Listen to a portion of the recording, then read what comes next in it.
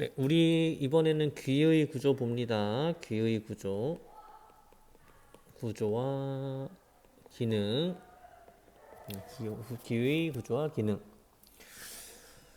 네, 첫 번째로 여기 부분이죠. 우리가 뭐라고 이야기를 하냐면은 귓바퀴, 귓바퀴라고 이야기를 합니다. 그래서 소리를 모으는 그런 곳이라고 보면 되겠습니다. 네, 두 번째로 이 부분인데요. 웨이도라고 해요. 웨이도, 웨이도, 웨이도.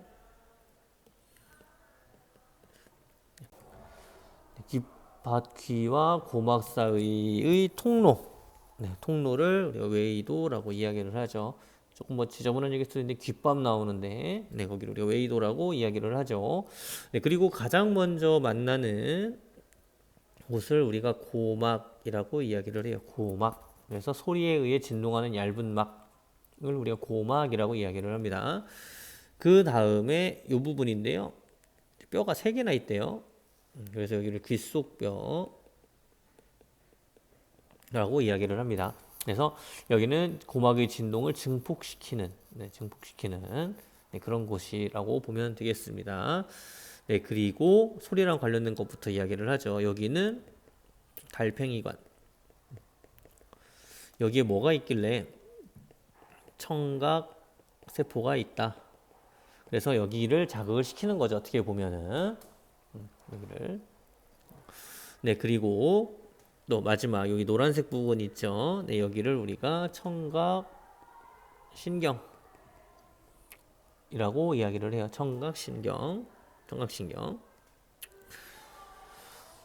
그리고 이제 관련 없는 부분 이야기를 하겠습니다. 여기에 고리 모양으로 되어 있는 요 3개 우리가 반고리관이라고 이야기를 해요.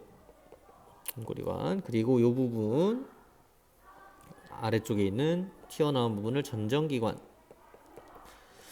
그리고 여기를 귀인두관.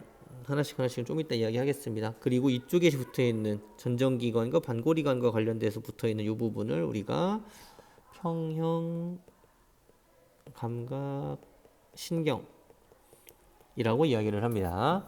그래서 평형 감각을 담당하는 구간이 이 2개이고요. 이 2개. 소리를 이야기를 하는 곳이 여기 요거 웨이도, 귓바퀴, 귓속뼈, 그다음에 달팽이관, 청각신경이 되겠네요. 귀인두관은 좀 다른 거죠. 압력 조절하는 거랑 관련이 있으니까. 이렇게 이야기를 했고요. 각각에 대한 이야기를 좀 해보죠. 우리가 귓바퀴라고 하면은 일단은 소리를 모으는, 우리가 소리 잘 안 들을 때 이제 손 모아가지고 이렇게 하는 경우가 있는데, 그래서 여기는 소리를 모은다. 이런 작용을 한다. 이렇게 보면 되겠고요. 웨이도는 이제 통로라고 보면 돼요. 그러니까 공기가 떨리고 이쪽에도 공기가 다 들어가 있겠죠. 그래서 소리를 모으고 그리고 웨이도를 통과해서 웨이도에 공기가 막 떨리면서 결국은 어디를 진동을 시키냐면 고막을 진동을 시켜요. 그래서 고막은 소리에 의해 진동하는 얇은 막을 우리가 고막이라고 이야기를 합니다. 그리고 귓속뼈가 있습니다. 귓속뼈는 고막에서 진동하는 그 진동을 증폭시키는 진동의 증폭. 살살 떨리는 걸 많이 떨리게 만든다. 이렇게 생각을 하면 되겠습니다. 그리고 달팽이관입니다. 달팽이관은 소리를 자극으로 받아들이는 청각세포가 존재한다. 방금 이야기했었습니다. 달팽이관에 청각세포가 존재한다. 그래서 여기가 결국은 자극을 받아들이는 곳이라고 보면 되겠고요. 그리고 청각세포에서 받아들인 자극을 뇌로 전달하는 곳을 우리가 청각신경이라고 이야기를 해요. 일종의 뇌하고 청각세포 사이의 통로라고 보면 되겠네요. 통로. 그리고 나머지 것들, 소리랑 관련 없는 부분, 반고리관이라고 하는 게 있는데 반고리관은 회전 감각이랑 관련이 있어요. 회전 감각. 그래서 회전을 담당을 하고요.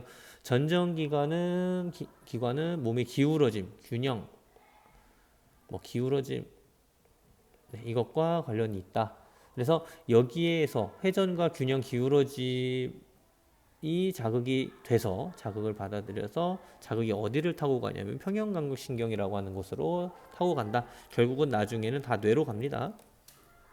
뇌로.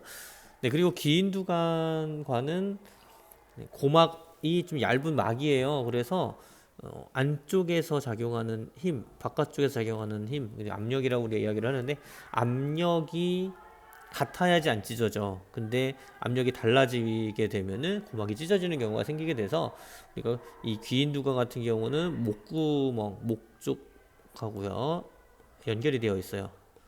그래서 침 삼키면은 뭐 다시 먹먹함이 사라진다든지 네, 이렇게 되어 있는데 그래서 이 귀인두관의 목적은 고막 안쪽과 바깥쪽의 어디를 압력을 같게 만든다. 목구멍과도 연결이 되어 있다. 그래서 이걸 침 삼키면은 우리가 그 먹먹함이 사라진다. 이렇게 기억을 할 수가 있겠습니다. 네, 그리고 네, 청각 성립 경로, 그러니까 소리는 어떤 식으로 들리게 되느냐? 청각이라고 하는 단어가 이제 나오죠. 청각. 네, 청각. 그래서 이 청각이라고 하는 것은 귀에서 공기 등을 통해 전달된 소리를 자극으로 받아들여 느끼는 감각. 그러니까 소리를 자극으로 받아들이는 감각. 받아들여 느끼는 감각을 청각이라고 정의를 해요. 청각이라고. 그러면은 이 청각이라고 하는 것이 귀에서 어떤 식으로 전달이 돼서 들리게 되느냐? 네, 처음에는 소리라고 하는 자극이 있어야 되겠죠. 일단은 네, 소리라고 하는 자극이 있고요. 이게 이제 공기의 떨림, 네, 공기의 진동인데 이 소리라고 하는 것은 공기의 진동에 의해서 만들어지고요. 주로. 그래서 이 소리라고 하는 것이 공기의 진동에 의해서 이제 귓바퀴에 도달을 하고요. 귓바퀴에 도달을 해서 웨이도를 타고 웨이도를 지나서 고막을 처음에 진동을 시킵니다. 그리고 이 고막에 연결이 되어 있는 귓속뼈를 자극을 하죠. 그래서 귓속뼈를 지나면서 증폭이 됩니다. 여기서 네, 증폭이 일어나는 것. 네, 그다음에 귓속뼈가 지나면은 달팽이관에 도달을 하게 되는데 달팽이관에 뭐가 있는데 청각세포가 존재를 한다라는 거죠. 결국은 이 소리라고 하는 것이 청각세포를 자극을 시킨다라는 거예요. 그리고 청각신경이라고 하는 통로를 탄 다음에 결국은 최종적으로는 뇌로 소리가 전달이 된다. 그래서 소리의 전달 과정은 이와 같다라고 보면 되겠고요. 네, 그리고 이제 소리랑 관련 없는 평형감각이랑 관련이 있는 부위가 있는데 크게 반고리관, 그 다음에 전정기관 두 개가 있었어요. 그래서 반고리관은 회전을 담당한다. 그리고 전정기관은 기울어짐을 담당한다. 기울어진다. 네, 그래서 우리가 이 반고리관과 전정기관이 이제 작동을 할 때 어떤 식으로 우리가 느끼냐면은 우리가 일반적으로 회전하는 놀이기구 뭐 이제 막 커피잔이나 이런 거 돌려가지고 막 어지러운 그런 놀이기구들이 있는데 그걸 탔을 때 몸이 회전하는 것을 느끼는 그런 것들은 반고리관의 작용이라고 보면 되겠고요. 그리고 뭐 코끼리 코 해가지고 막 도는 것도 반고리관의 작용이라고 볼 수가 있겠습니다. 네, 그리고 전정기관 같은 경우는 우리가 돌부리에 걸려서 넘어질 때, 그럴 때 몸이 기울어짐을 느낀다. 뭐 승강기를 탔을 때 몸이 움직이는 것을 느낀다. 그리고 뭐 우리가 뭐 균형 잡고 어디 이렇게 걸어갈 때 균형이랑 관련이 있는 그런 부위라고 보면 되겠습니다. 그래서 지금 이야기했던 청각에 관련된 귀랑 관련된 이야기들, 뭐 구조와 기능, 그리고 소리의 전달 경로, 네, 청각 성립 경로, 그리고 평형 감각이랑 관련된 이런 기관들에 대한 이야기. 그래서 여러분들이 기억을 하면 좋을 것 같아요. 여기까지. 네, 그리고 마지막으로 평형이랑 관련도 없는 귀인두관 이야기를 다시 한 번만 하면은 얘는 우리가 이제 이런 높은 산을 올라갑니다. 높은 산을 막 이렇게 올라가는데 뭐 자동차를 타고 올라가도 되고요. 뭐 어쨌든 걸어 올라가는 것보단 자동차를 타고 가는 게 더 빨리 올라가겠죠. 어쨌든 막 산길을 막 올라가 뭐 대관령이라든지 이런 높은 곳, 강원도의 어느 부분을 차를 타고 막 올라가요. 그러면 어느 순간에 올라가다 보면요 귀가 먹먹해지거든. 네, 귀가 먹먹해져요.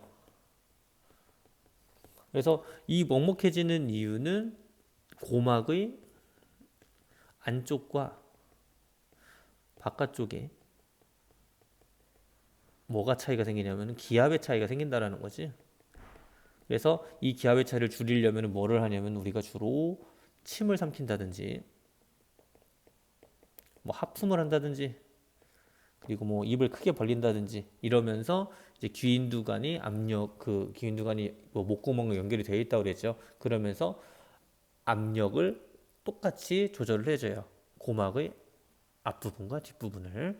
그래서 결국은 이런 것들을 하면서 기압을 압력을 조절을 해준다. 그래서 고막이 찢어지지 않게 도와준다라고 보면 되겠습니다.